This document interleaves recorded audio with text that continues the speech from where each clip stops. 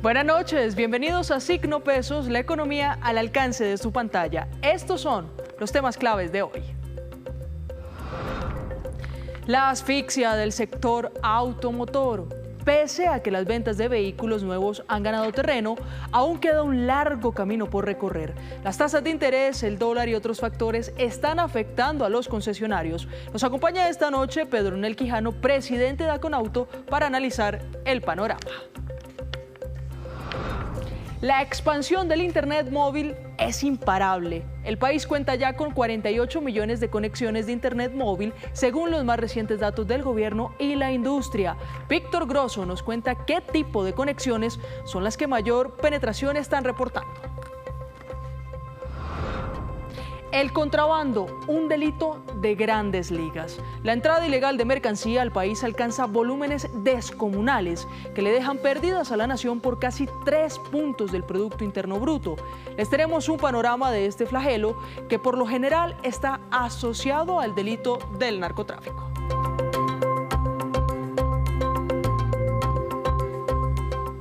Comenzamos esta emisión de Signo Pesos hablando del sector automotor, especialmente de los avances y los rezagos que se ven con la venta de vehículos nuevos en el país. Para analizar el tema saludo al doctor Pedronel Quijano, presidente de Aconauto, el gremio que representa a los concesionarios de autos en Colombia. Buenas noches, presidente, y bienvenido a Signo Pesos. Encantado, muchas gracias. Mire, presidente, ¿cuál es la queja principal que tienen ustedes en este sector que viene creciendo, pero que todavía tiene un gran problema, las tasas de interés? El 70% de los vehículos que se venden en Colombia usan crédito. Quiere decir que el crédito es un factor fundamental en el negocio de los vehículos. En la medida en que las tasas de interés sean altas, obviamente se aleja mucho comprador. Y en la medida en que esto baje, pues permite a mucha gente acceder a un carro nuevo. Mire, las tasas de interés se han venido reduciendo consecutivamente, solamente en los 2 últimos meses, o en el último mes más bien se mantuvo en una cifra superior al 9%. ¿Estas reducciones sí están impactando o no al sector automotor? Han mejorado. Si revisas las cifras de enero y febrero son mucho mejores que las de años pasados, pero estamos lejos todavía de lo que pasaba hace 10 años, cuando las tasas eran mucho más bajas. En aquella época se llegaron a vender 340, 350 mil vehículos al año. El año pasado, como gran cosa, se vendieron 200.000. Y este año pensamos en Aconauto que llegaremos a 230. ¿Es buena la recuperación? Claro, pero estamos lejos de la capacidad que tiene el país para absorber vehículos nuevos. Siendo así, presidente, podríamos hablar que en cambio de un crecimiento en el sector automotor se ha registrado una reducción. No, ha habido un aumento este año, Sí. pero lo que digo es que estamos lejos todavía de la capacidad que Colombia tiene. Colombia es el penúltimo país en el listado de vehículos por habitante. Solamente le ganamos a Venezuela. Mientras que en Uruguay se venden 17 carros por cada 1.000 habitantes, en Colombia se venden 3.8. Entonces hay una gran diferencia. Quiere decir que la capacidad en Colombia para el mercado automotor es muy grande y hoy día estamos a la mitad de ella. Mire, presidente, si hoy Colombia tuviera un panorama en cuanto a tasas de interés mejor del que tiene actualmente, ¿de cuánto sería el crecimiento o la venta de vehículos en Colombia? Colombia tiene que llegar rápidamente a vender 500.000 carros al año. No los hemos llegado nunca, pero hace 10 años estábamos en 340, 350.000 carros. Yo creo que una tasa de crecimiento razonable para este año sería llegar siquiera a 250.000 vehículos, que implicaría un aumento del 25% con respecto al año pasado. Sí. Mire, ¿qué otros factores están afectando al sector automotor o no le permite crecer a la velocidad que ustedes quisieran o que la economía quisiera, diferente a las tasas de interés? Hay anuncios oficiales que asustan a muchas personas, como por ejemplo los aumentos de aranceles, los aumentos de IVA. Entonces, esto hace que algunas personas se resistan todavía a comprar hasta que no haya claridad. En el negocio, en cualquier negocio, se requiere que haya credibilidad, que haya confianza. Y eso es algo de lo que estamos sufriendo en Colombia en estos momentos, en estos tiempos. Claro, incluso el Ministerio de Comercio ha estado trabajando en un proyecto normativo para subir el arancel no solo a los vehículos que se importen, sino también a las a las partes de esos vehículos. ¿Esto afecta al sector? Por supuesto. Las tasas de interés afectan el 70%, pero los impuestos afectan al 100%. En la medida en que los impuestos suban, pues la afectación es grande para todo el mercado. Y además lo que decía del aumento de las tasas de IVA para los vehículos híbridos y para los eléctricos, pues es algo que va en contravía de lo que el mismo gobierno ha querido, que es la renovación del parque con mucha más, menos contaminación al ambiente, como lo hacen los híbridos y los eléctricos. Claro, ¿y ese arancel también aplicaría para híbridos y eléctricos?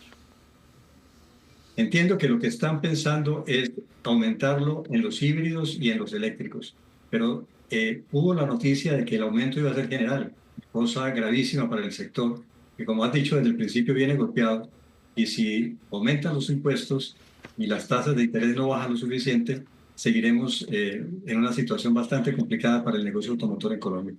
Mire, usted dice que se están vendiendo 230.000 vehículos al año aproximadamente. ¿Eso quiere decir que más de 150.000 vehículos se sacan a créditos? El 70%, en cualquiera que sea la cifra que se llegue, el 70% son ventas a crédito. La gente requiere o entregar un vehículo nuevo en parte de pago y tomar un crédito. Y como te digo, solamente un 30% de las ventas no incluyen crédito. De allí la importancia de la participación de los bancos y del sector financiero en el negocio automotor. Muy bien, ¿y cuáles son las propuestas del sector para que este tipo de complicaciones no se registre a la hora de adquirir un carro? Cuando vemos la baja penetración de vehículos por habitante en Colombia, lo que uno piensa es se requiere definitivamente una política oficial que signifique la renovación del parque. El parque en Colombia, o sea, el total de vehículos, automóviles, camiones, busetas, lo que quieras, en Colombia tiene una edad promedio de 20 años. Eso quiere decir que hay mucho carro viejo. Mientras más viejos, pues menos tecnología, más contaminación. Y lo que uno pensaría es si hay una política oficial de renovación del parque, en donde logremos que todos aporten, que el gobierno baje los impuestos, que los bancos tengan unas tasas más favorables, que la industria ofrezca mejores precios, seguramente el volumen va a ser muy grande y eso va a ser significativamente para la economía, no solamente que mueva la economía como lo hace la industria, sino que también se recaudarán más impuestos porque los vehículos son unos generadores de impuestos muy altos. Sí, pero doctor Quijano, ¿cuál es el comportamiento de los ciudadanos con el pago de estos créditos? Es bueno. La persona que, primero hay un estudio muy concienzudo de la banca para aprobar un crédito, de manera que no le están aprobando un crédito a cualquiera. Hay que llenar una serie de requisitos que se evalúan y que se valoran y que se chequean. Y entonces, la cartera es bastante sana. Yo diría que en el tema de los negocios de vehículos, las personas muy difícilmente pierden un vehículo, que es una inversión grande y es un esfuerzo grande que han hecho. Y si lo vienen pagando cumplidamente, y si llegan a tener problemas, seguramente negocian con el banco una refinanciación, pero la gente no se deja quitar el carro fácilmente. El que compra un carro quiere quedarse con un carro porque tiene una ilusión de movilidad y de mejora para su familia. Sí, mire, presidente, de pronto es una duda un poco inocente, pero quisiera hacerla por si otros usuarios la tienen. ¿El único método de financiación o de crédito es a través de bancos? Es decir, ¿a través de los concesionarios no se puede crear un tipo de crédito? Es muy difícil porque cada quien en su negocio. Los bancos están para prestar plata. Los concesionarios, si se ponen a dar créditos directos, se descapitalizan. No hay capital suficiente para dar créditos propios. Se dará en casos muy excepcionales cuando se trata de pequeños montos o de gente muy conocida, pero normalmente el que quiere comprar un carro tiene que ir a los bancos o a las financieras a pedir el crédito. Muy bien, presidente. Y para finalizar, ¿cuál es el mensaje, imagino yo, al Banco de la República principalmente? El Banco de la República es quien dicta la pauta en las tasas de interés. Lo que el banco decida es lo que se ve en el mercado. En la medida en que el banco baje la tasa, seguramente la banca ocurrirá lo mismo, no inmediatamente, pero se refleja posteriormente y eso va a afectar favorablemente a la economía porque habrá más consumo y habrá más actividad económica, que es lo que todos queremos. no solamente en los vehículos, sino en toda la economía del país. Por supuesto, y una inflación que siga bajando para mejorar las condiciones y calidad de vida de todos los ciudadanos. Gracias al presidente de Aconauto, Pedro Onel Quijano. Muy buenas tardes. Muy buenas noches. Gracias. Y así hacemos una breve pausa, pero cuando regresemos espere cifras interesantes sobre la capacidad emprendedora de las mujeres colombianas. Ya volvemos.